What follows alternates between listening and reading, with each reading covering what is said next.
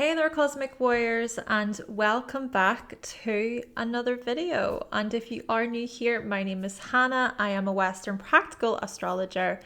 Okay, so in today's video we are going to be exploring the mythologies of Capricorn, Mesopotamian, Egyptian and Greek. That way you can gain a deeper understanding of this persevering sign. Stay tuned because we are going to get into it. But before we do, make sure to subscribe, hit that like button and click the bell. And if you are interested in any of my services, if you're interested in booking a reading with me, then you can visit my website, hannahselsewhere.com. There you can also find my practical astrology ebooks guide, merch, cheat sheets, all that good stuff. All the links to these products will be in the description box down below.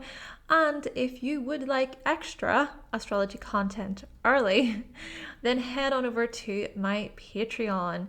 Plus, you can gain access to PDF guides and daily forecasts. I also wanted to say thank you so much to my patrons over there. Thank you so much for your support. As always, I hope you find this video to be helpful. Let's do this.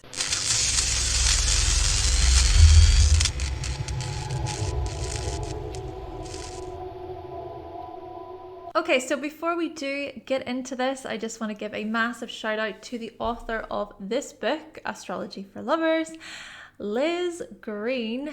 Thanks to Liz Greene's knowledge, I have been able to create this series. I highly recommend this read. So let's begin by turning our attention to ancient Babylon.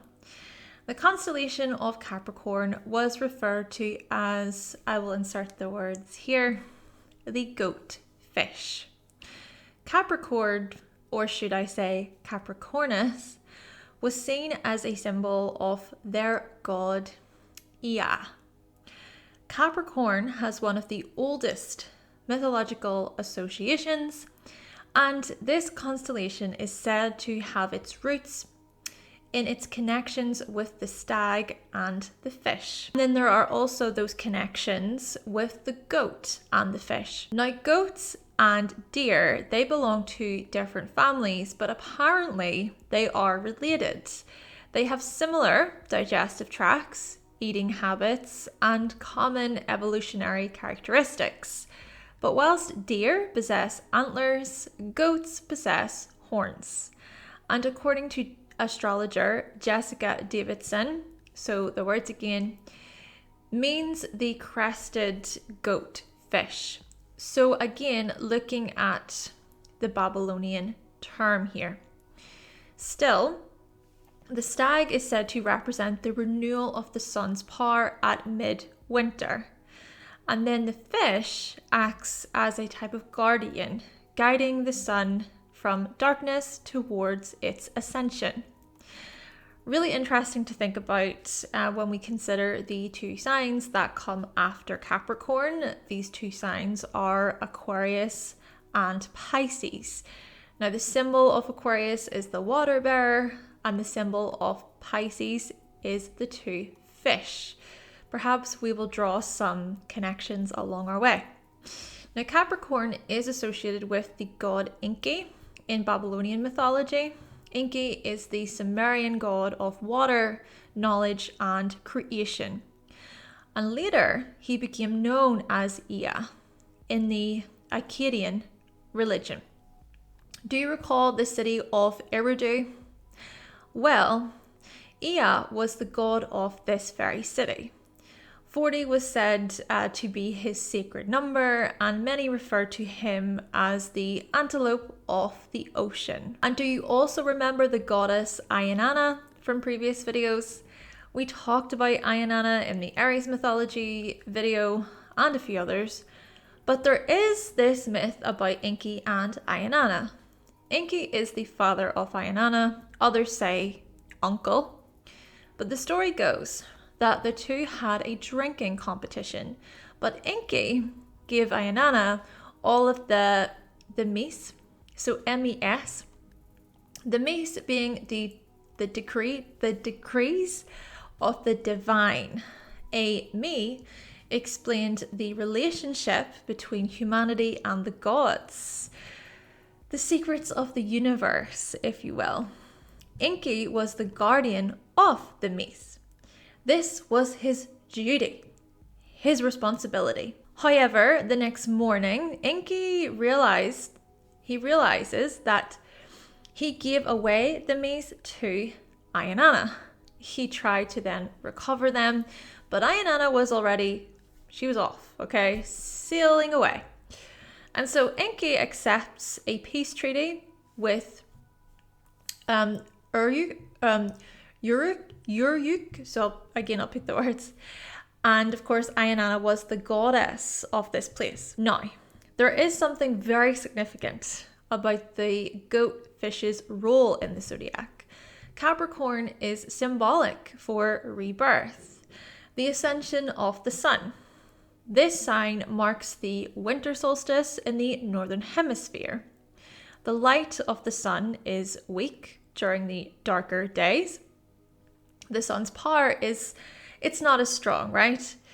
It reaches its lowest point, and the longest night of the year occurs, and then the sun begins to rise once again. So the winter solstice marks a major turning point, and as the days go on, the sun regains its strength, it regains its power.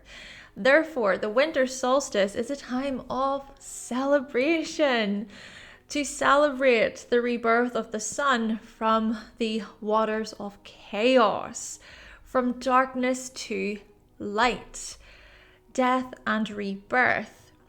The head of the goat rises as the tail of the fish still hides beneath. And then the water bearer comes, Aquarius. Aquarius holds the vases in its hands. These vases represent the rains and the floods of winter and early spring. Aquarius is identified as the Great One. Does this process suggest that Aquarius prepares humanity for ascension? Pisces comes after. This sign is very much a sign of spirituality, the afterlife, returning to source. I wonder, I'm so curious about this.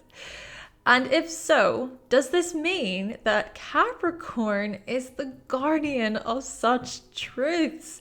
Capricorn possesses the secrets of the universe, the secrets of time. But it was Ainana who was given the keys to such discoveries.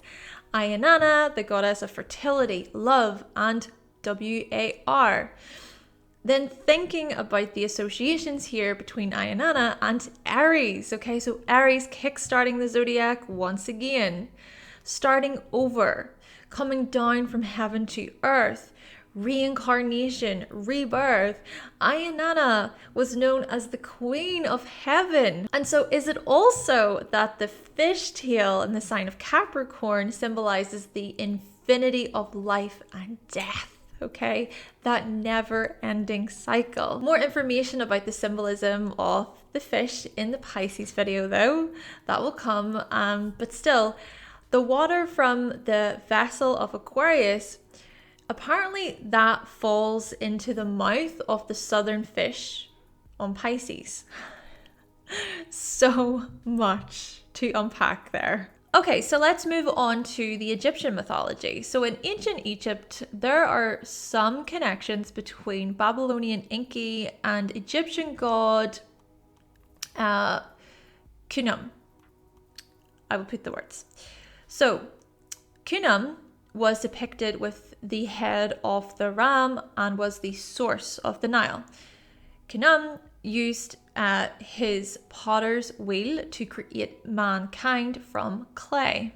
And interestingly, throughout the ancient Egypt, a beard made of goat's hair formed part of the ceremonial wear of the pharaoh. So you can see the goat representations there. Now, there is not so much information about Capricorn representations throughout Egyptian history, but what I will say is this. If we were to explore the 10th sign in the Egyptian calendar, keep in mind that Capricorn is the 10th sign in the tropical zodiac. Well, the 10th sign, or should I say god, is Set. Set is the god of chaos and violence, but this is important because in the Taurus mythology video, we explored how Set and god Horus were opponents. Horus and Set would step into many competitions to see who would be king, and Horus beat Set each time. Their combats are actually sometimes viewed as the battle between the spirit of light, personified as Horus, and then the spirit of darkness, personified as Set. And remember, it was Taurus that marked the beginning of the vernal equinox, the spring equinox, long ago, okay? So before Aries, the spring equinox being greater light.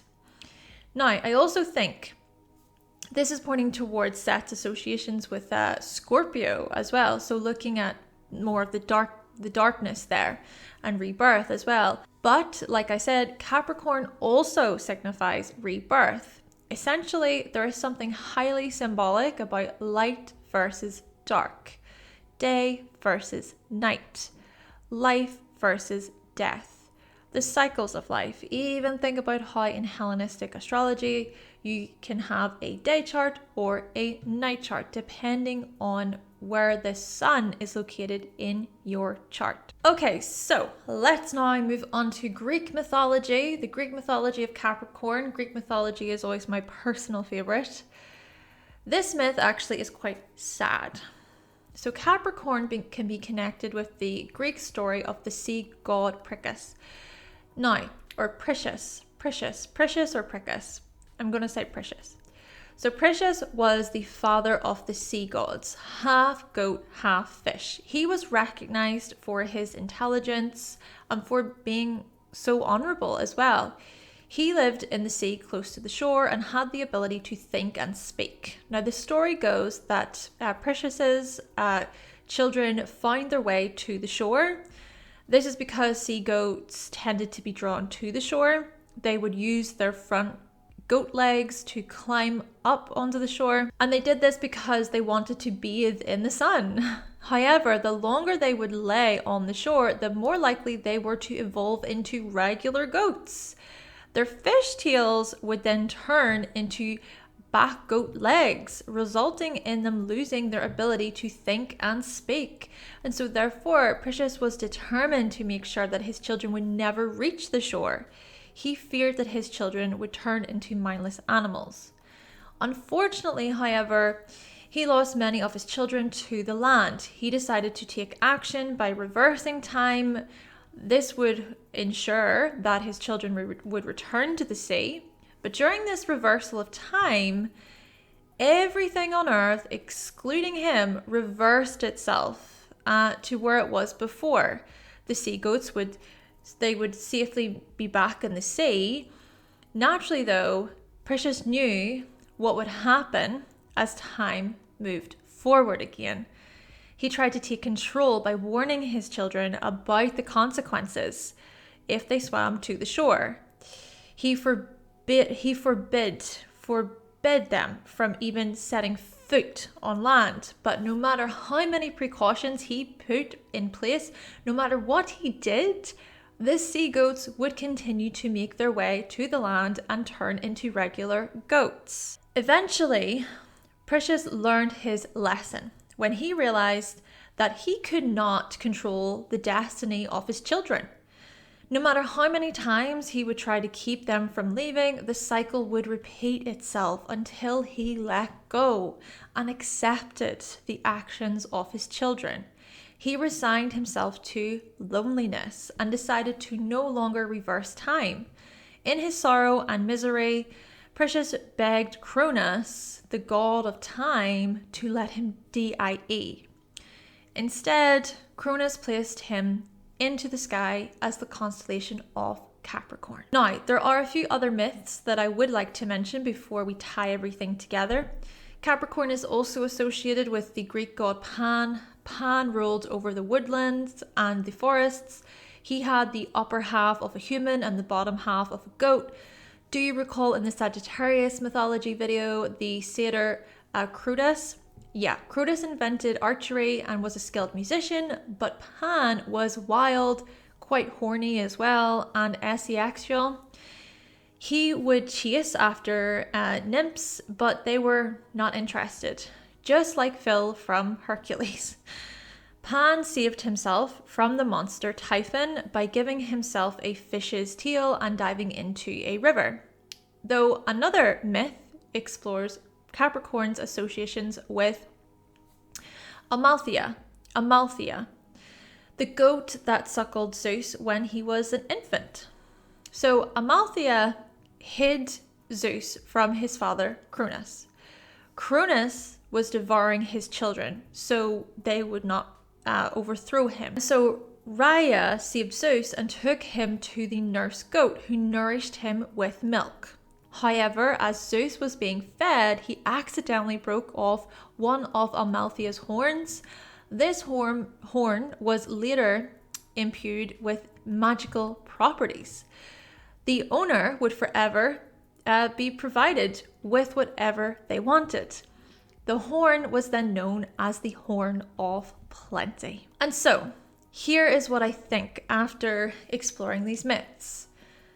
Firstly, exploring the myth of Perseus, we can recognize the qualities of Capricorn that are determined, ambitious, fatherly, authoritative, protective, and disciplined. Perseus wanted to save his children from turning into mindless goats. He wanted to protect them. And we also notice such qualities through the myth of Amalthea. To think that Rhea took her son Zeus to safety, she did not want his father to devour him. However, we also recognize the qualities of Capricorn that are fearful, controlling, demanding, bossy, depressive, and rigid.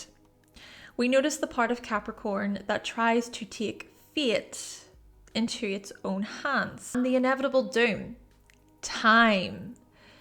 Perseus thought that he could control time and that he could control the actions of his children, but he was highly mistaken. He thought he could control the fate of his children, but he couldn't. He had to learn to let go and to allow nature to run its course. This is, I feel, a huge Capricorn lesson. The wisdom of nature. After all, Capricorn is a cardinal earth sign, and so it kickstarts the element of earth. Taurus may be first in the zodiac, but Capricorn is the boss where earth is concerned, if you will. Let's think of it another way though. So we have Uranus, the father of Cronus. Uranus represents heaven and then Gaia represents earth. Uranus and Gaia, heaven and earth, they lay together and created the Titans, one of which was Cronus.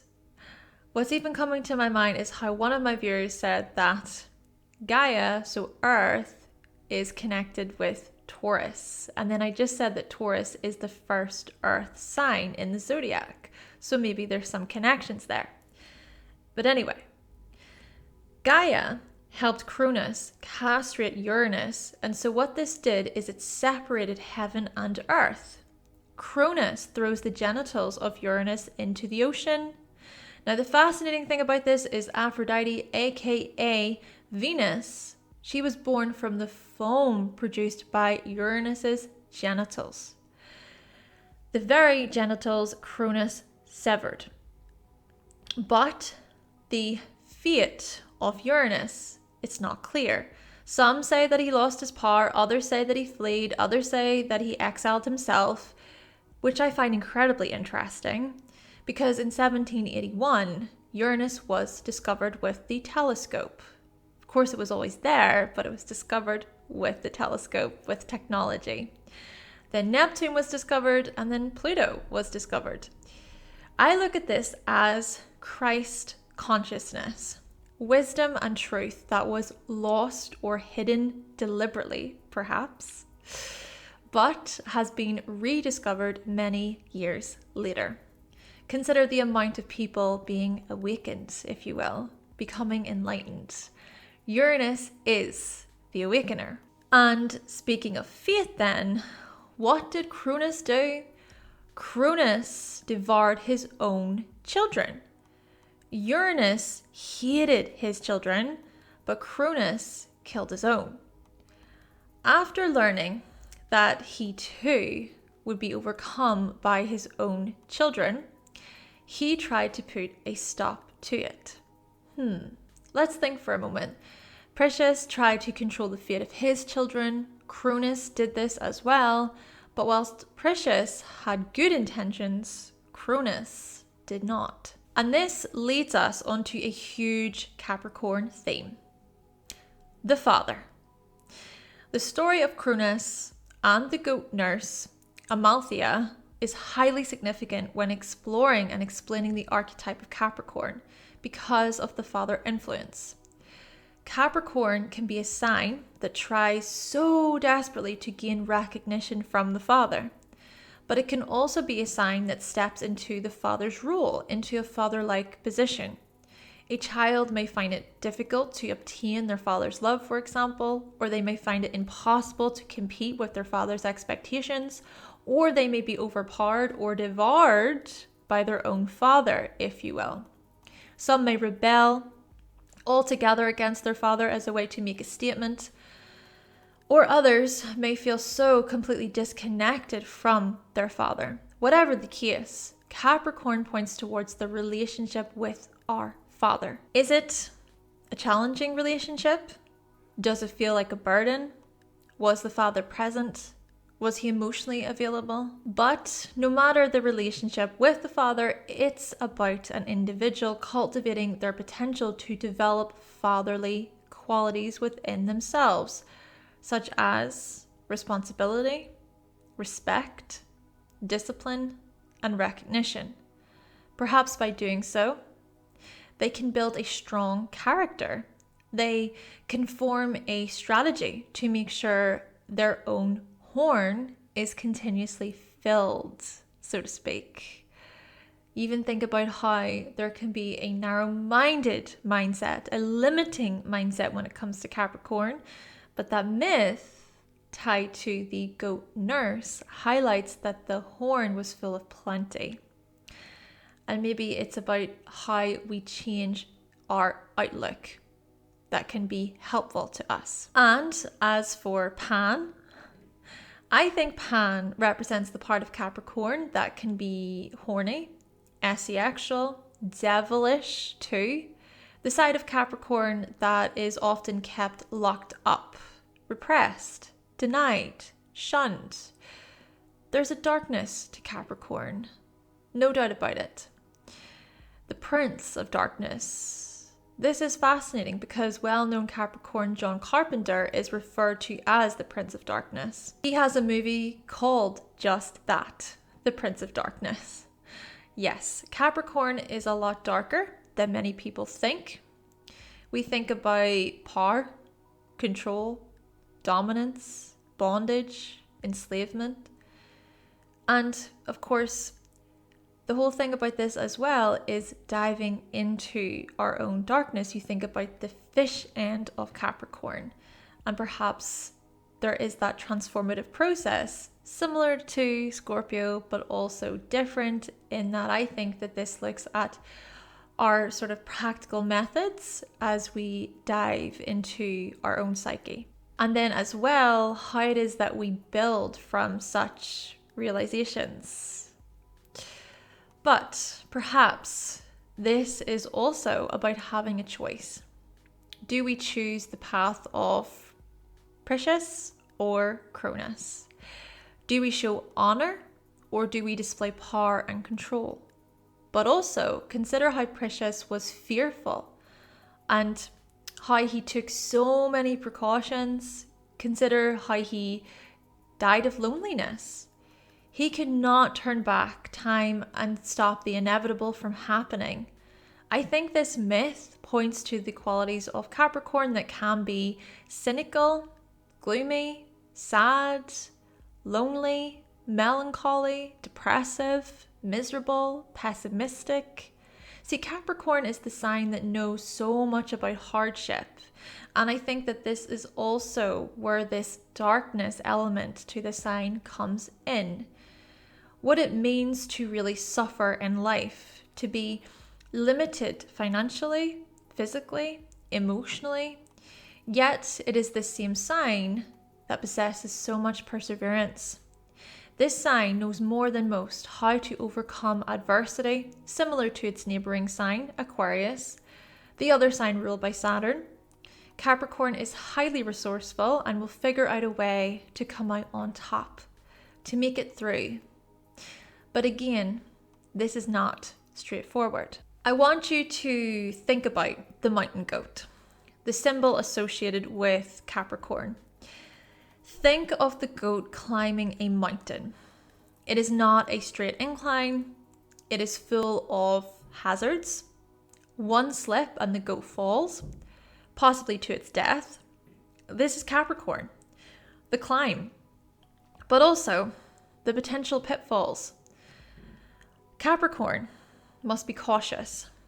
They must plan ever so carefully, as if their lives depended on it. No shortcuts. And eventually, if they plan well, if they organized well, if they worked well, if they were honorable, respectful, reliable, they become successful. They gain recognition. They earn status. They are rewarded.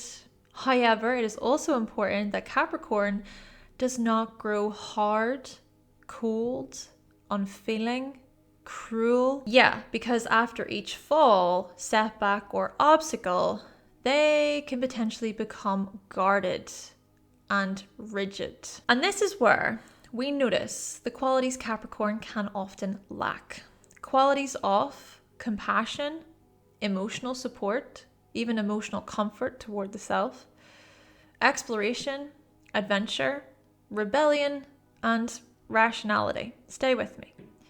Consider where Capricorn sits in the zodiac. Opposite Cancer, the sign of emotional security and support, home, sympathy. And between signs Sagittarius and Aquarius.